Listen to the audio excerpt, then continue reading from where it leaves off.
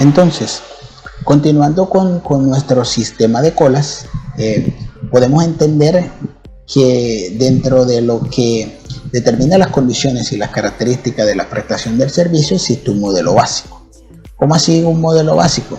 Pues es el modelo en donde los clientes llegan hasta la instalación, esperan por la recepción del servicio, pero es dada en una condición donde cada cliente espera ser el primero en llegar y ser el primero en recibir el servicio. Es decir, la prioridad para la recepción del servicio es el orden de llegada.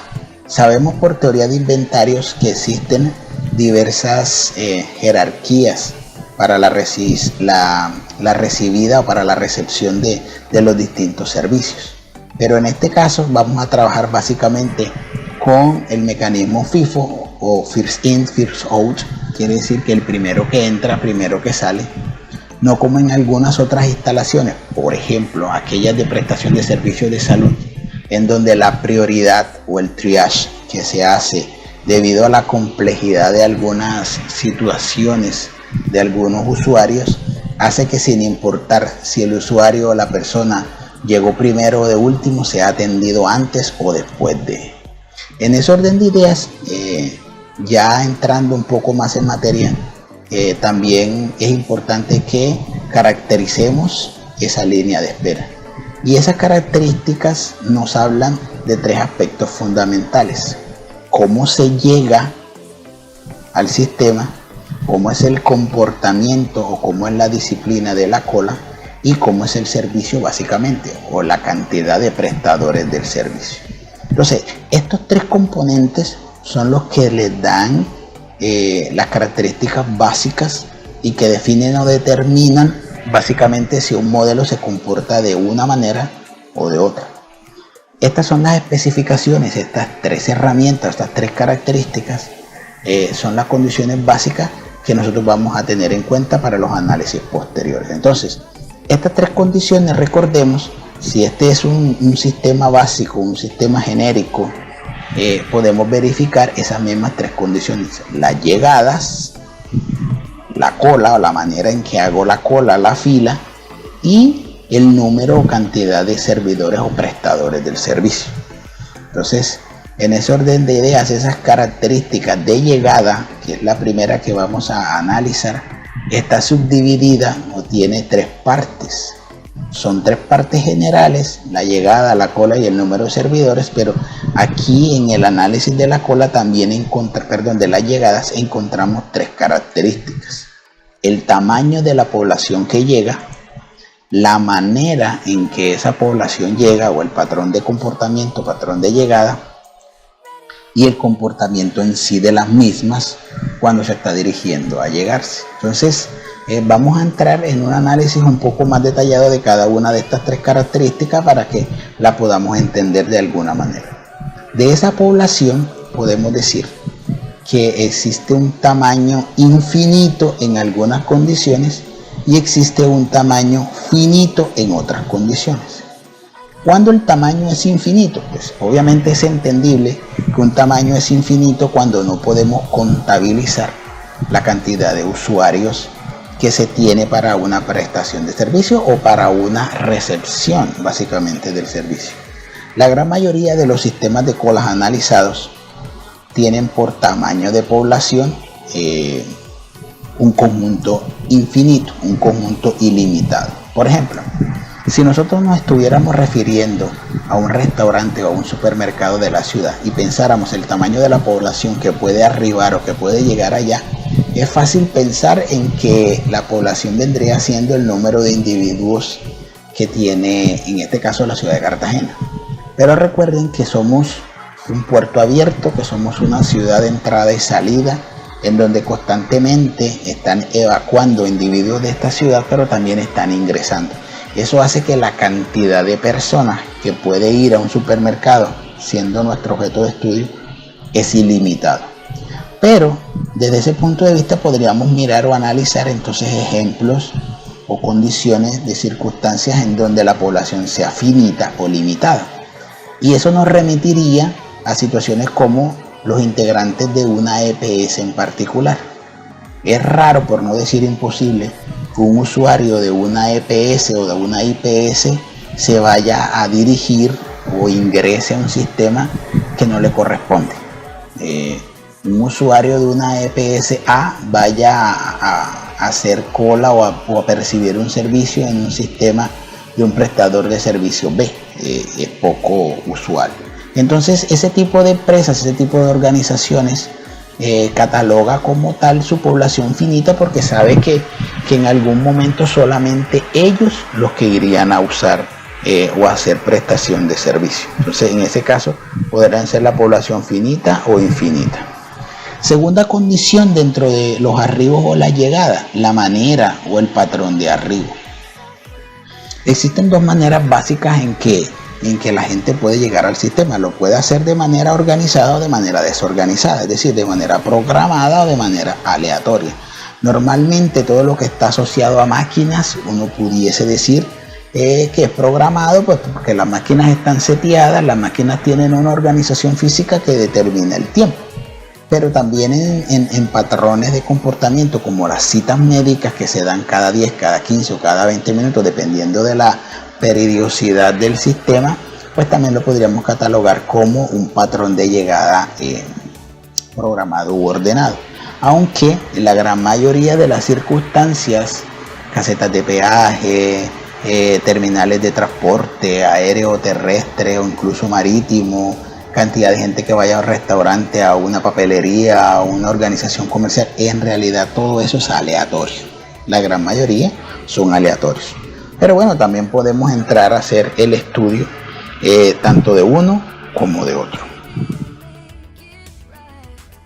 De una forma, aunque sea un poco difícil o complicado de predecir, sí tiene un comportamiento, y estadísticamente ese comportamiento está dado por la distribución de probabilidad tipo Poisson.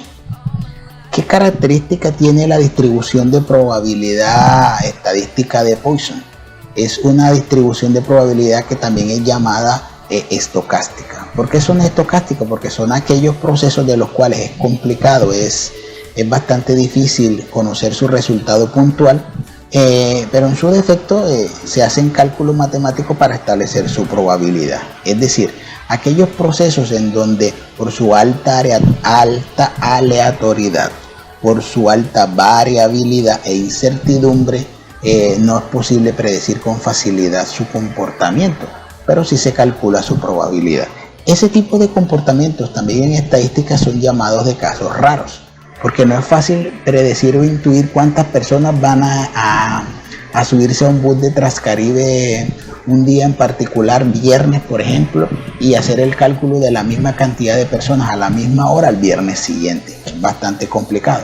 O las personas que un día de pago, de quincena, 30 o primero de mes, van a ir a una determinada hora a una determinada oficina de un banco, es también complicado. Entonces, por eso ese tipo de distribución se le conoce como distribución de casos raros. Y existen una infinidad de ejercicios prácticos en donde podamos encontrar este tipo de situaciones que normalmente están asociadas a un lapso de tiempo. ¿Cuántas personas irán en un determinado tiempo? ¿Cuántos carros pasarán en un determinado momento? ¿Cuántas cuentas se cerrarán en un determinado momento? ¿Cuántas personas accederán a Internet o se conectarán a Internet en un determinado momento?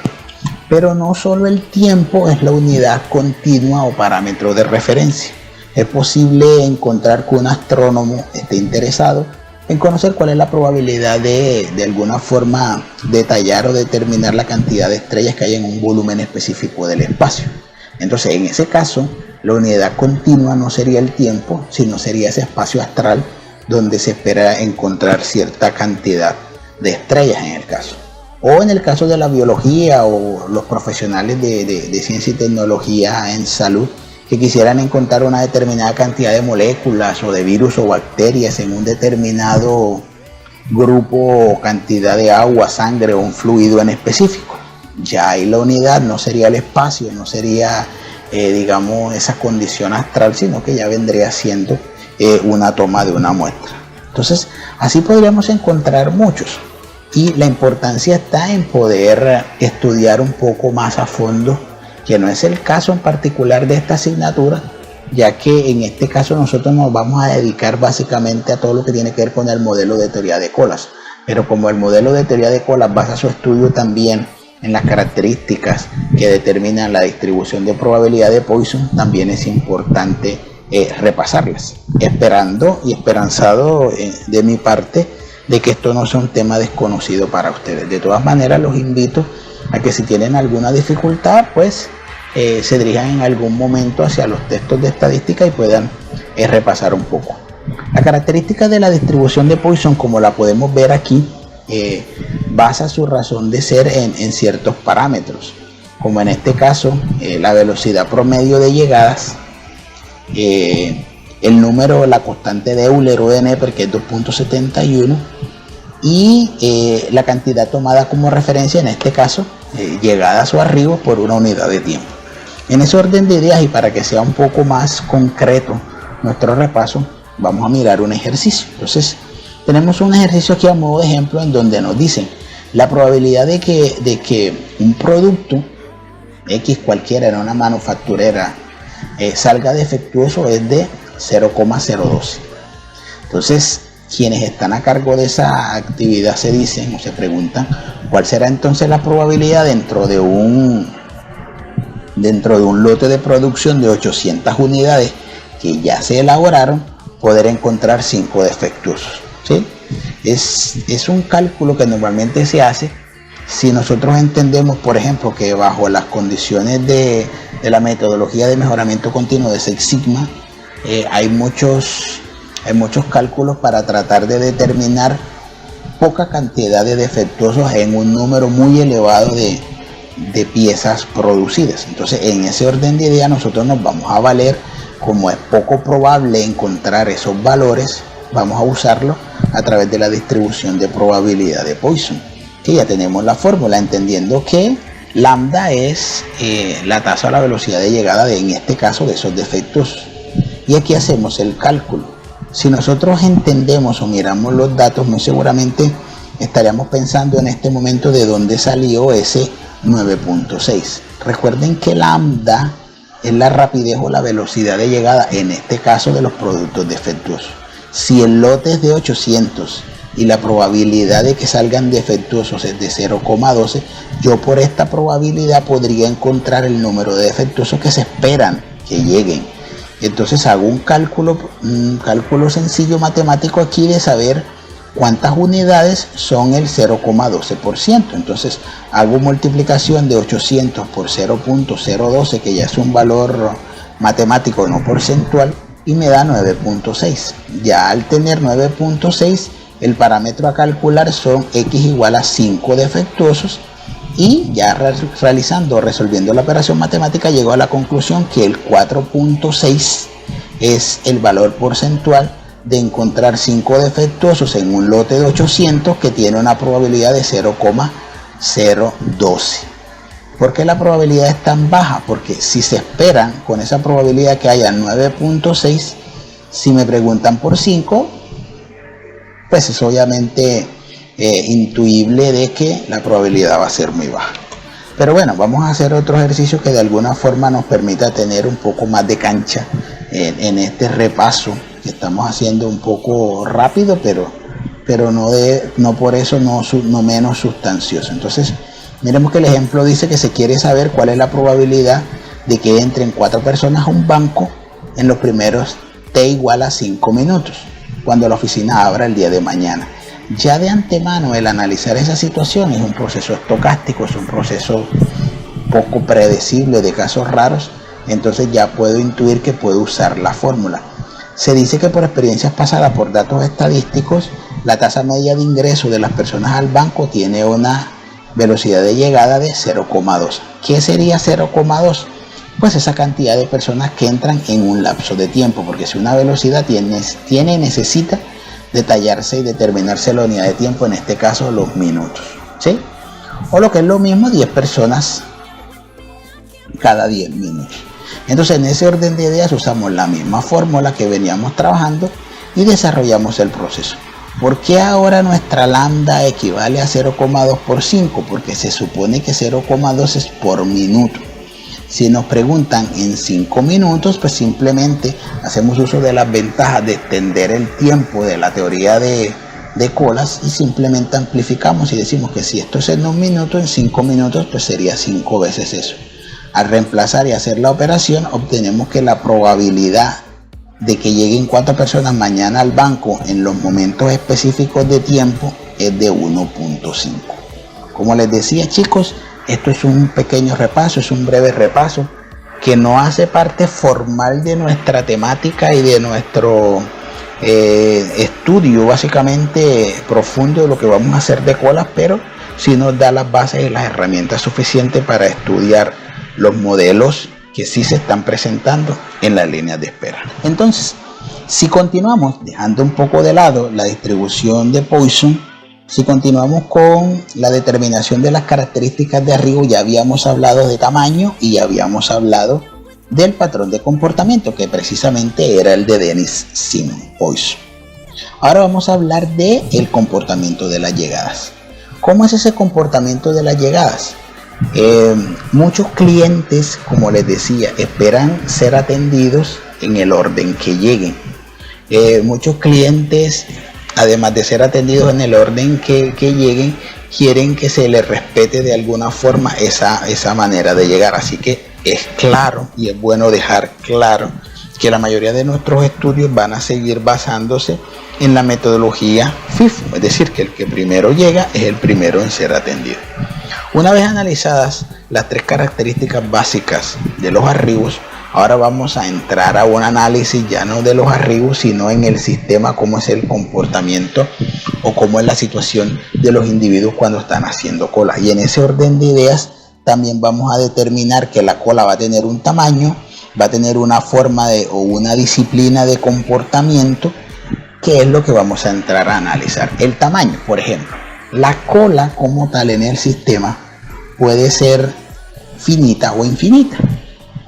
Si el tamaño poblacional de arribo es infinito, no sería lógico pensar que la gente se va a limitar luego que ya está dentro del sistema. Por ejemplo, si la cantidad de personas que puede ir a un banco en la ciudad de Cartagena es infinita, por lo que les comentaba antes, de que pueden llegar o salir personas, y no podemos determinar únicamente con el tamaño poblacional, pues cuántas personas pueden hacer fila en un banco. No pensemos únicamente en la capacidad, la contención de individuos por los metros cuadrados que pueda tener el banco, sino que si una persona quiere hacer fila, así le toque salirse del banco, como ha sucedido en muchas ocasiones, la fila se puede hacer, así se salga del banco. Quiere decir que si el tamaño poblacional de los arribos es infinito, pues la fila o el tamaño de la fila o el tamaño de la cola también va a ser infinito. Situación similar a que si es finita la población de arribo, pues va a ser finita la cola, como cuando a una EPS llega un determinado número de personas, pues ese mismo número determinado de personas son quienes van a hacer la fila. En cuanto al patrón del servicio, el patrón habla de su distribución de comportamiento. Ya no podremos pensar únicamente que ese patrón de comportamiento va a ser aleatorio y va a ser tipo Poisson o tipo Poisson o tipo estocástico de casos raros. ¿Por qué? Porque los prestadores del servicio tienen que estar más atentos y por el mismo dominio de la situación que tienen, porque son ellos los prestadores del servicio, pues de alguna forma le restan algo de aleatoriedad. En ese orden de ideas, el patrón de comportamiento ya no es tan desconocido y nosotros lo podríamos de alguna forma validar. ¿Cómo lo podemos validar? El prestador de servicio puede ser una persona o el prestador de servicio puede ser una máquina. Cuando el prestador de servicio es una máquina, un cajero automático, un lavadero de autos automático, una caseta de telepeaje, por ejemplo, los valores de respuesta del servicio ya están dados, son conocidos y son constantes. Entonces esa es una forma de determinar. Pero cuando son atendidos por personas, las personas, aunque tengan práctica, también se dejan llevar por sus emociones, por sus estados de ánimo e incluso por su estado energético. No es lo mismo un operario, así se ha experimentado, ¿no?, a las 8 de la mañana cuando acaba de entrar o llegar de de su casa a iniciar turno, a cuando ya está en cercanía de las 3, 4, 5 de la tarde, cuando ya está agotado, cuando ya mentalmente también quiere retirarse. Entonces eso genera aleatoriedad. Entonces los patrones de comportamiento pueden ser aleatorios o pueden ser fijos, sistemáticos o programados, que son lo mismo, dependiendo si lo hace una persona o si lo hace una máquina. Entonces, en ese orden de ideas, en el caso de que es aleatorio, ya no se va a comportar tipo Poisson o de casos raros, sino que la distribución de probabilidad asociada al comportamiento en la cola se representa por la función o la distribución de probabilidades exponencial negativa. ¿Cómo es eso de exponencial negativa?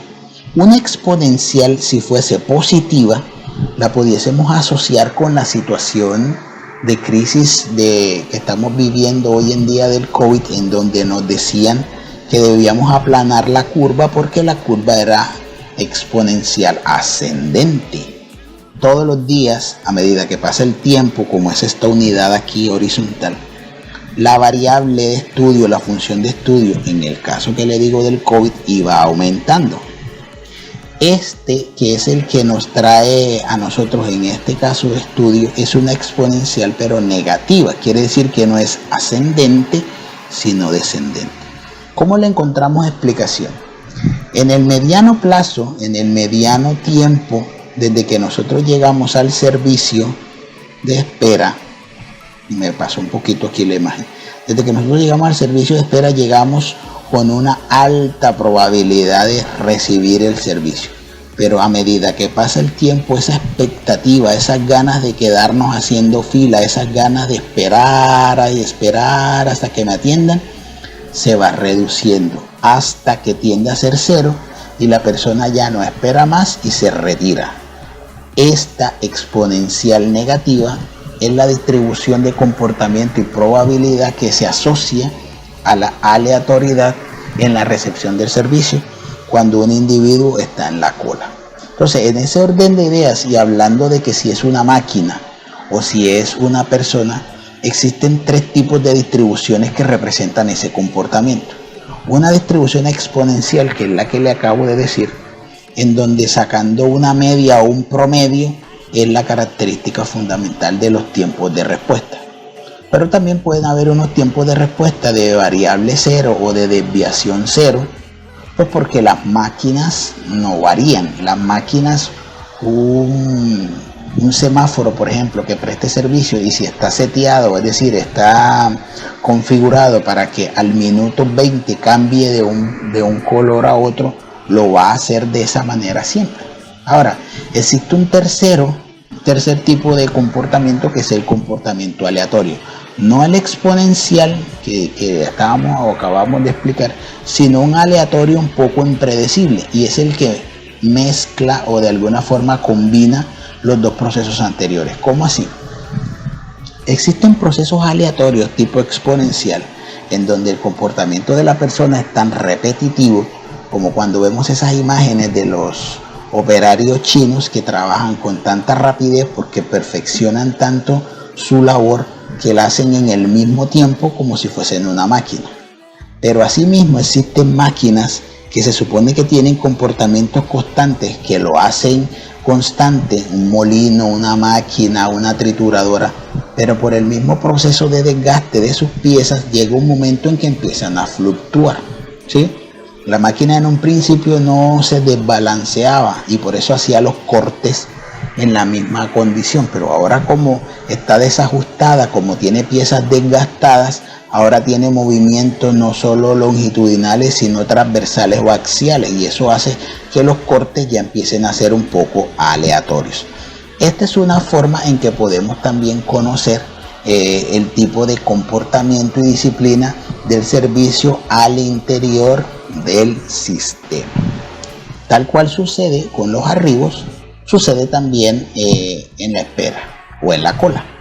La gente que llega de primero, el individuo que llega de primero, el equipo o la herramienta o la máquina que se usa de primero, es la que se supone que estuvo esperando de primero.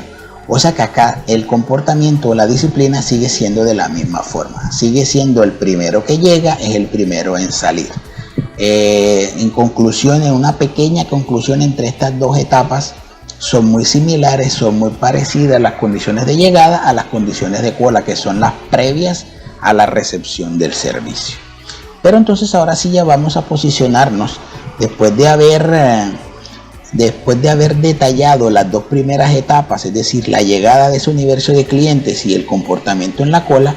Ahora sí nos vamos a posicionar en el servicio, en los prestadores del servicio. Los prestadores del servicio hablan básicamente de la cantidad de usuarios que están prestando el servicio. Es decir, si estuviéramos en un banco, los cajeros; si estuviéramos en un restaurante, pueden ser los meseros que atienden; si estuviéramos en una estación de servicio, vendrían siendo los bomberos o las personas que le entregan la gasolina a cada uno de los clientes. Es decir, el número de elementos que están prestando servicio, es de cómo y de qué manera es la configuración del sistema, contabilizado por cantidades. En ese orden de ideas y como consecuencia de esas tres etapas que acabamos de explicar, la distribución de las llegadas, es decir, la manera en que se llega o se arriba, la forma o la manera en que se comportan cuando se está en la cola, y obviamente los tiempos de respuesta, y la cantidad de prestadores de servicios. Esas tres primeras condiciones que acabamos de explicar son las condiciones que se especifican de acuerdo a una notación que se llama notación Kendall. Les recuerdo, notación viene de anotación, como la notación científica, es una forma de escritura. Nosotros tenemos 6 códigos para representar los modelos de teorías de colas, pero básicamente dentro de esos 6 códigos existen 3 fundamentales. No es porque los últimos 3 no sean importantes, es que por ser genéricos, ya se los voy a explicar, por ser genéricos y por dar una explicación generalizada, se omiten, y al omitirlo no se está incurriendo en ninguna falta. La primera clave, el primer código que se utiliza, es el que habla de la manera de llegar. Esa manera de llegar se representa a través de 3 letras. Puede ser markoviana si la tasa de llegada es tipo Poisson, es decir, al azar, aleatoria, desprogramada. Puede ser de tipo determinístico o puede ser de tipo general o aleatorio. En condiciones normales, nosotros vamos a desarrollar procesos markovianos. ¿Por qué? Porque los aleatorios son más comunes, son los que más se presentan y son básicamente los que determinan o tienen como en un conjunto a los demás. Es decir, el primero estaría incluyendo a los demás. Segunda característica del servicio: el servicio, como tiene comportamientos similares a la llegada, pues también se comporta de manera aleatoria o markoviana, estocástica, con una distribución determinística cuando lo hacen las máquinas, o una distribución aleatoria, como les explicaba, cuando es una variación entre máquina desajustada o una persona que puede trabajar aleatoriamente, pero que en el detalle que hace pues empieza a tener poca flexibilidad o poca fluctuación en sus resultados. Y la tercera condición es el número de servidores, que normalmente es 1, 2, 3, 4, hasta un valor K cualquiera. Con estas 3 características, Kendall nos habla de un modelo de colas. O sea que yo podría hablar de un modelo de colas markoviano y un solo servidor, y cualquiera que lo leyera entendería que la población llega de un modo aleatorio, es recibido y hace la cola de modo aleatorio porque lo va a atender una persona y no una máquina, en una cantidad de 1. Los otros 3 valores, 1, 2 y 3, corresponden a la capacidad del sistema, que normalmente es infinito. Que el tamaño de la población y la manera como llega, que lo pueda hacer organizado o no, normalmente es aleatorio. Y la prioridad de atención, ya he insistido que en la mayoría de los casos siempre se trabaja con el proceso FIFO, que es que el que primero entra, primero es atendido. Entonces, si ahora lo vemos de una manera más clara, más detallada, más visual, entendemos que los modelos se detallan a partir de los 3 primeros comandos. Por ejemplo, el modelo básico, que es el modelo número 1, es el modelo MM1. ¿Qué significa MM1? Llegada, cola, prestadores de servicio. Llegadas son aleatorias, markovianas. La recepción o la manera en que se comportan cuando están en la cola antes de recibir el servicio también es aleatorio, markoviano. Este por Poisson, este por exponencial negativa, y solo hay una persona atendiendo o solo hay una máquina atendiendo. Este es el modelo más básico, más general, más usado, más aplicado. Pero ese mismo modelo puede tener K servidores. Cuando digo K, son varios servidores. ¿Cuántos? Más de 1, 2, 3, 4, los que sean. Tendremos nuestro modelo número 2, MD1, en donde están las mismas condiciones: llegada, cola, cantidad de servidores. Las llegadas siguen siendo aleatorias, el patrón de servicio es determinístico porque muy seguramente lo ejecuta una máquina, como cuando lo hace el lavadero de carros automático, que pocos hay aquí en Cartagena, pero sí los hay. La caseta de etiquetes del peaje, que es automático, eso también lo hace una máquina. Bueno, hay muchos así. Y solo hay un prestador de servicio, ¿sí? Pero también podemos tener dentro del mismo modelo 2 un modelo MDK, que es el de las mismas condiciones anteriores de máquina, pero ahora van a haber varios prestadores de servicio. Por ejemplo, cuando vamos a la Castellana, vamos al banco, a Bancolombia, y vemos que hay varias máquinas atendiendo, y este sería ese modelo. Y tenemos un tercer modelo que sería el MG1, un modelo de llegada markoviana o aleatoria de tamaño infinito. Ahora un modelo genérico, un patrón poco específico. Puede ser una máquina que trabaja exacta, pero en algún momento se desajusta, o puede ser una persona que trabaja aleatoria, pero de tanta práctica y experiencia muchas veces estandariza sus resultados. Entonces ese se comporta bajo este modelo. Cuando las vayamos a desarrollar, cuando las vayamos a de alguna forma entrar más en contacto, nos vamos a dar cuenta que tiene desarrollos matemáticos distintos, usa modelos matemáticos distintos y pues obviamente fórmulas y algoritmos distintos. Y parte B del modelo 3 no es más sino varios servidores, ¿ok? Entonces, en ese orden de idea, nosotros necesitamos detallar ciertas características que nos van a permitir la medición, no características para identificación de la cola, sino características de medición. Entonces, si yo estuviera en un trabajo de campo, si a mí me hubiesen contratado para hacer un análisis de condiciones en un restaurante, en un supermercado, en un banco, ¿qué sería lo que yo entraría a medir? Pues me interesaría medir el tiempo que espera un cliente en la cola. Me interesaría medir la cantidad de usuarios, es decir, la longitud de esa cola. Me interesaría saber el tiempo promedio que cada cliente permanece dentro del sistema, no solo haciendo cola, sino durante todo el proceso. ¿Cuántos clientes en promedio hay, no solo en la cola, sino en el sistema? Y empezar a jugar con las probabilidades de que haya un determinado número de clientes en la cola o probabilidades de que mi sistema esté desocupado. Eso me lleva también a hacer un cálculo de utilización, es decir, un factor de utilización o un porcentaje de utilización. Nuevamente los administradores de negocio, que son los que controlan la estructura ejecutadora, la estructura que desarrolla el proceso, necesita saber si sus trabajadores están laborando o están ociosos. Y eso se puede desarrollar o se puede calcular a través del factor de utilización. Y como les decía, existen ciertas probabilidades asociadas a la cola o asociadas a los tiempos de respuesta que también hacen parte y ayudarían a los cálculos posteriores.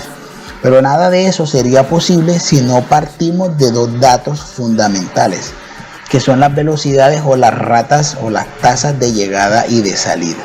Básicamente, cuando vamos a campo, esto es lo que medimos: la velocidad con que los clientes van llegando y la velocidad con que los clientes van saliendo. Con esto también puedo medir en un proceso secuencial, si estuviéramos al interior de una manufactura, corte, ensamble, pintura, lijado, armado, despacho. Anywhere you go, I'll follow you.